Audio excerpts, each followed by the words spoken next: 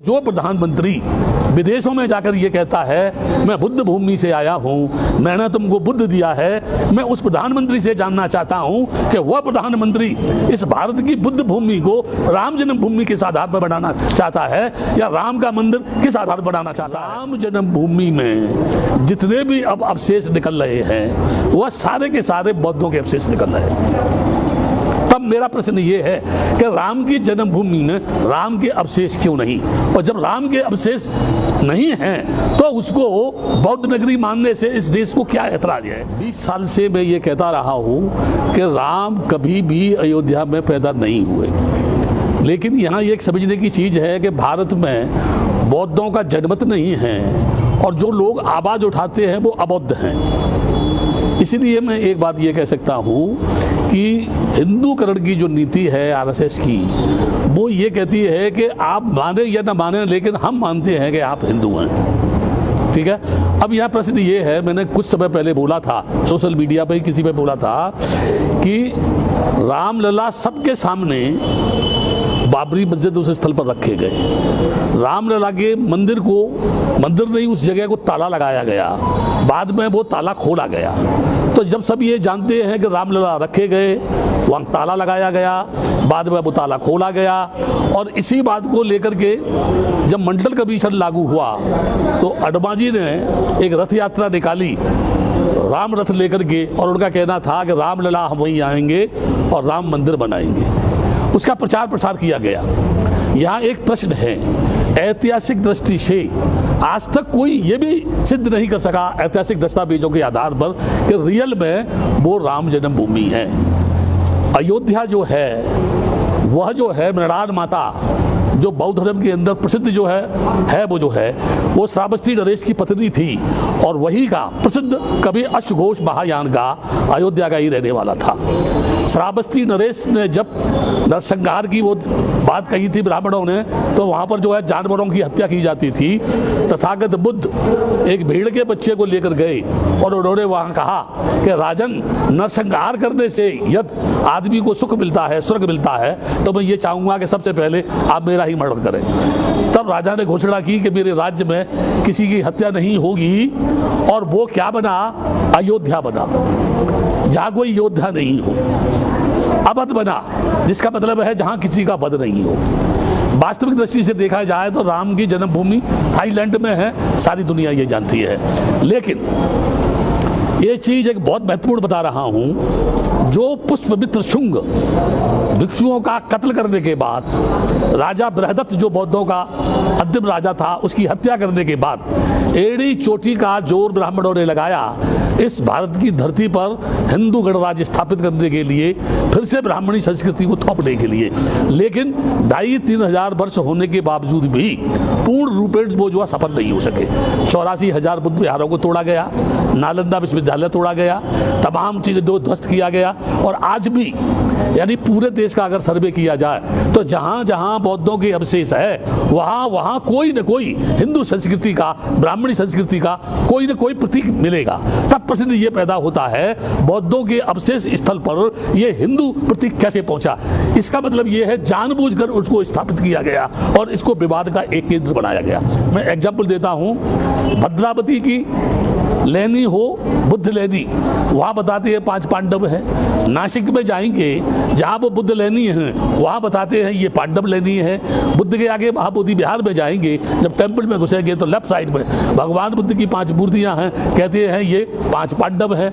मेरी समझ में ये नहीं आता कि भद्रावती हो, नासिक हो या बोध गया हो, हर जगह 5 पांडव गए थे जो है, जिनके वहाँ अवशेष मौजूद मिलते हैं। एक प्रश्न और ज़्यादा महत्वपूर्ण बता रहा हूँ मैं, अदालत ने कोई टिप्पणी की, मैं ये नहीं कह रहा कि अदालत ने फैसला क्या दिया, मेरा उससे कोई लेना देना नहीं है, वो अदालत का काम है। लेकिन मैं स्वतंत्र भारत की धरती पर रहता हूँ, मुझे मेरी बात कहने का हक है, और वो हक ये है कि जिन अदालतों के जजों ने ये कहा था कि यह फैसले भावनाओं पर नहीं दस्तावेजों के आधार पर होता है, और वही वो फैसला भावनाओं के आधार पर हुआ, ये मेरी समझ में नहीं आ रहा है। ये उनके उच्चतम अदालत के जजों का फैसला है, उनका सोच है, उनका विचार है, किस दृष्टि से, किस कानून की दृष्टि से उन्होंने फैसला किया, ये वही लोग इसकी सही बात कह सकते हैं। मैं तो इस संबंध में कुछ जानता नहीं, लेकिन एक बात जरूर कह रहा हूँ, राम राम जन्मभूमि में जितने भी अब अवशेष निकल रहे हैं वह सारे के सारे बौद्धों के अवशेष निकल रहे हैं। तब मेरा प्रश्न ये है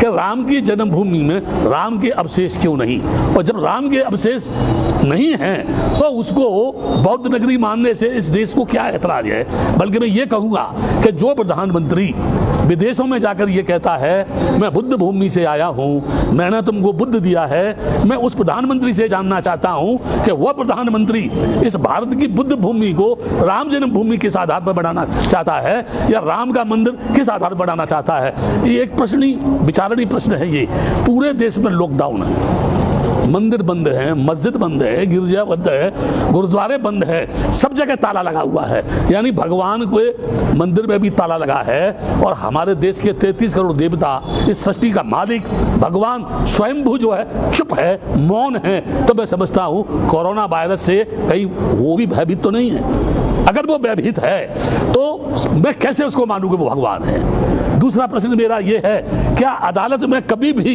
रामलला हाजिर हुए? क्या रामलला के नाम से वारंट इशू किया गया?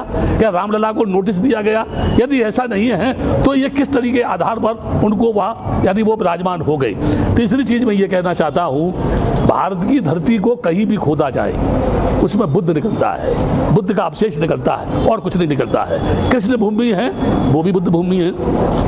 भूतेश्वर से लेकर मथुरा में कलेक्ट्री तक 27 भव्य बुद्ध विहार थे, बहुत बड़े बड़े बुद्ध विहार थे। आज खोदा जाए तो वहां बुद्ध विहार निकलेगी। यहाँ एक प्रश्न है, बुद्ध की मूर्ति को तेलिया बाबा बनाया जा रहा है, बुद्ध की मूर्ति को विष्णु बनाया जा रहा है, बुद्ध की मूर्ति को विकृत किया जा रहा है। और कारण क्या है? हमारे देश का भिक्षु नपुंसक है, हमारे देश का भिक्षु जो है डरपोक है, भयभीत है, क्योंकि उसमें नैतिकता की ताकत नहीं है, उसके अंदर चरित्र नहीं है, उसमें सत्य के प्रति जूझने की हिम्मत नहीं है, वो मौत से डरता है। बुद्ध ने कहा जिसने मौत का साक्षात्कार कर लिया वो जिंदगी में भय मुक्त हो गया, अब उसके सामने कोई भी भय उत्पन्न नहीं कर सकता है। मैं ये कह रहा हूं, एड़ी चोटी का जोर लगा करके हमारे देश का पूरा हिंदू समाज जहर उगल रहा है, बेलगाम घोड़ों की तरह से वो सड़क की अनैतिकता पर दौड़ रहा है, धर्म को अधर्म कह रहा है, भिक्षुओं को गालियां दे रहा है। वो रामदेव जो एक बहुत बड़ा व्यापारी है वो उपदेश दे रहा है, जिनको ये पता नहीं कि योग की परिभाषा क्या है।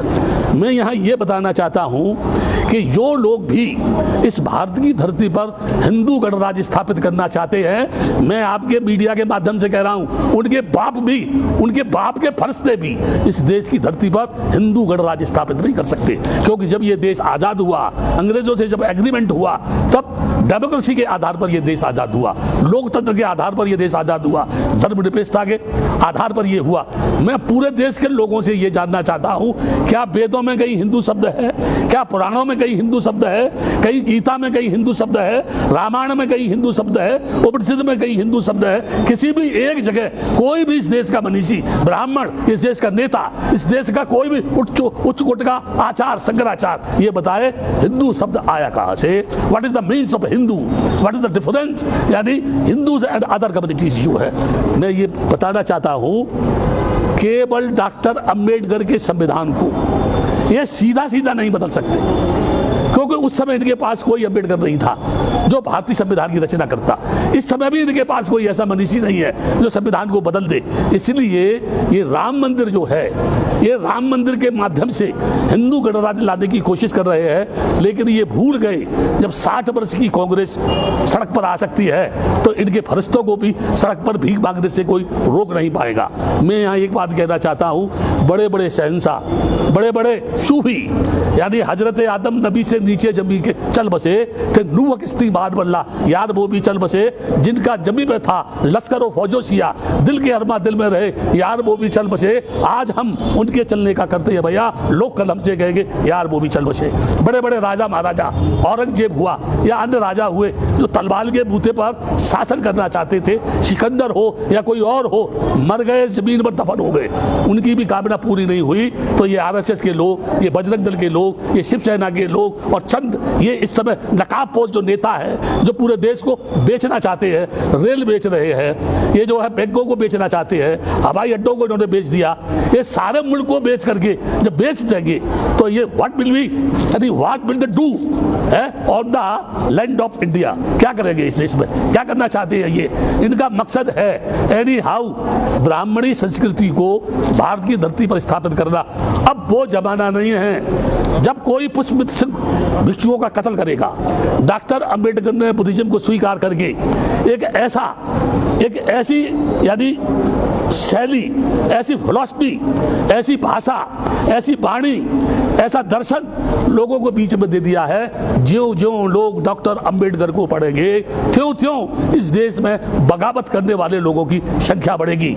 सच को कहना अगर देशद्रोही की श्रेणी में आता है, ब्राह्मणवाद की सच बात कहना अगर देशद्रोही की श्रेणी में आता है, तो मैं देश के लोगों से कहूंगा मुझे किसी भी चौराहे पर खड़ा करके फांसी लगा दो, मुझे कोई आपत्ति नहीं है, लेकिन मेरे मरने के बाद भी मेरे जिस्म का एक एक कण ये बोलेगा ये बुद्ध भूमि है, ये बुद्ध भूमि है, ये बुद्ध भूमि है, ये राम जन्मभूमि नहीं है। अगर कोई ये कहता है कि राम जन्मभूमि है तो मुझे बताए राम का जन्म कैसे हुआ, वो कौन थे जिन्होंने चावल दिए थे, उन रानियों के संतान किससे पैदा हुई, मुझे लोग ये बताएं क्या गोबर से गोरखनाथ होते हैं, क्या मकड़ी के पेट से मकरध्वज होते हैं, क्या यहाँ यानी घास से आदमी पैदा होता है। अगर पहले होता था तो इस सदी में कहीं ना कहीं तो गोबर से कोई बच्चा पैदा होना चाहिए, कहीं ना कहीं मकड़ी के पेट में से तो कोई पैदा होना चाहिए। ये झूठे, ये बेईमान, ये बदमाश, ये गुंडे, ये लफंगे इस देश की नैतिकता का तहस नहस करके फिर से इस देश को गुलाम बनाने की ओर ले जाना चाहते हैं, जो कभी भी संभव नहीं है,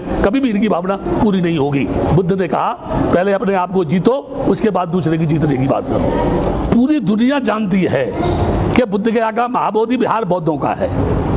पूरा त्रिपिटक कहता है कि अयोध्या जो है साकेत नगरी के नाम से जानी जाती है।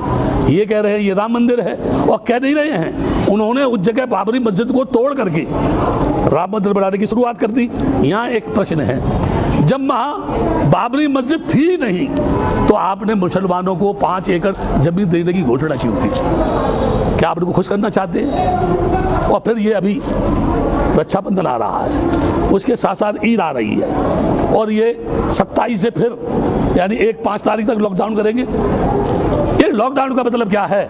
कोई भी आदमी किसी भी प्रकार की सरकार के खिलाफ बगावत नहीं कर सकता है, और वो जो चाह रही है उसे वो करेंगे। लेकिन मैं एक बात बता रहा हूं, ये कुछ भी कर ले ये सफल नहीं होंगे। मंदिर बना ले, ठीक है ना, मंदिर बना ले। ये अभी भी किसी ने कहा, मैं कह रहा हूं इस बात को, जितने भी मंदिर हैं भारत की धरती पर, अगर उनके पुजारियों को वेतन के अलावा जो भी फंड है वहाँ, अगर पूरा फंड ये सरकार ले ले तो 130 करोड़ लोगों की समस्या का समाधान हो सकता है। लेकिन ये ऐसा नहीं करेंगे, क्योंकि मंदिर के नाम पे तो भड़काते हैं, ये मजहब के नाम पे तो लड़ाते हैं ना, इसलिए ये नहीं चाहेंगे। आप मुझे बता दीजिए जिस भगवान को कभी देखा नहीं, जिस भगवान से कभी बातचीत नहीं हुई, जो भगवान कभी आया नहीं, जिस भगवान को पूर्वजों ने नहीं देखा, लोगों के बाप दादों ने नहीं देखा, और ये कह रहे हैं कि वो है, कहाँ है, किस जगह है? और फिर अंत में कहता हूं, जब आदमी ही दुनिया में नहीं रहेगा तो फिर भगवान को मानेगा कौन? इन मंदिरों में जाएगा कौन? इनकी पूजा कौन करेगा? इनको चढ़ावा कौन देगा?